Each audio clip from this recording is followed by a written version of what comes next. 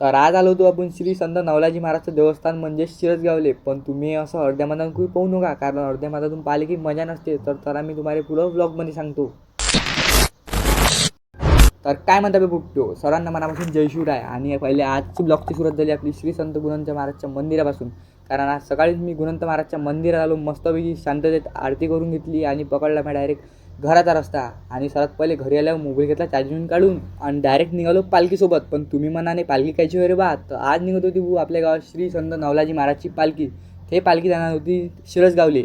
आणि ते पण पैदलची वारी म्हणजे 2-3 किलोमीटर नाही, तर डायरेक्ट 10-12 किलोमीटर. आणि काय तिथून आम्ही 2-3 किलोमीटर चालत आलो डायरेक्ट नवलाजी महाराजच्या छोट्याशा एका मंदिरापाशी. तर पहिले तुम्ही हे मंदिर होऊन घ्या, कारण नवलाजी महाराज वाघोलीहून शिरसगावला जायचे तर ह्याच मंदिराखाली बसायचे असे लोक म्हणतात.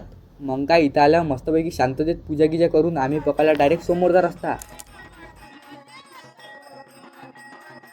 तिथूनच डायरेक्ट चालत आलो आम्ही 2 किलोमीटर डायरेक्ट नॉनस्टॉप समोरच्या गावातून. समोरच्या गावात आल्यावर इथं तर पहिले येणं पालखी थांबवली आणि मस्तपैकी इथं शांततेत आरती गेली. आणि समोरून पाहतो तर काय इथं तर मस्त नाश्त्याची व्यवस्था केली होती. नाश्ता म्हणजेच पपई, उसळ आणि मस्तपैकी मठ्ठा. तर इथं नाश्ता तर एक नंबरची व्यवस्था केली होती. मग काय पहिले इथंच घेतला नाश्ता करून आणि निघालो डायरेक्ट आम्ही समोरच्या वारीला जायला. मग काय तिथूनच अधिक 2-3 किलोमीटर चढून आलो डायरेक्ट आम्ही समोरच्या गावात.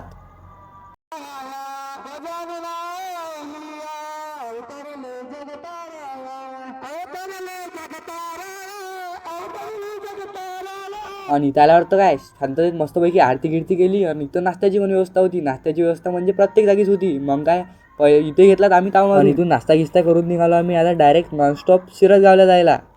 तर फायनली पोचलो आपण डायरेक्ट शिरसगावले. आणि शिरसगावले आल्यावर तर काय पहिले शांततेत एका जागी पहिले मंदिरात पालखी ठेवून घेतली होती. पण पालखी तर आपल्या गावचीच नव्हती, तर दुसऱ्या गावची पण होती. तर हे सोयरे बात आहे श्री संत नवलाजी महाराजचं मंदिर. तर पाहून घ्या पहिले तुम्ही हे मंदिर. आणि इथं 1-1.5 घंटा थांबून आम्ही इकडे बाहेरून पाहतो तर काय इथं मस्तपैकी मोठा जात मंडप टाकला होता.